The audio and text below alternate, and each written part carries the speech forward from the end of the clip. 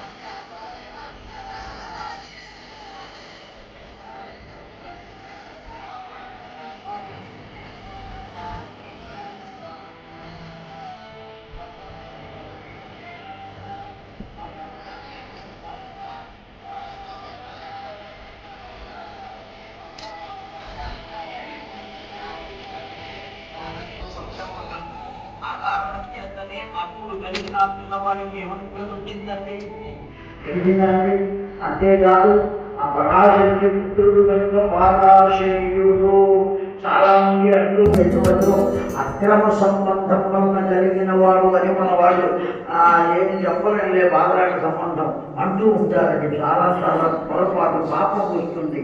బదరీ యోగము చేత కలిగిన వాడు, బదరీ యోగం అంటే విష్ణు అంశతో కలిగిన వాడు. ఏ విషయమైనా కూడా దాంట్లో గొప్పతనాన్ని తీసుకుంటాడు. పిల్లవాడు 13 ఏళ్ళ పిల్లవాడు గొర్రెల్ని కాసుకుంటున్నాడు. అందులో కొన్ని నల్లగా ఉండే గొర్రెలు ఉన్నాయి, కొన్ని తెల్లగా ఉండే గొర్రెలు ఉన్నాయి. వింటున్నాడు కదండి జాగ్రత్తగా. 13 ఏళ్ళ పిల్లవాడు చిన్నవాడే చూసి చూసి ఓ పాట పాడాడు. నల్ల గొర్రెలు ఒకటి, తెల్ల గొర్రెలు ఒకటి సల్లంగా రేతికి కలిసి కాలాన్ని వెంకుతున్నట్టున్నది అన్నాడు.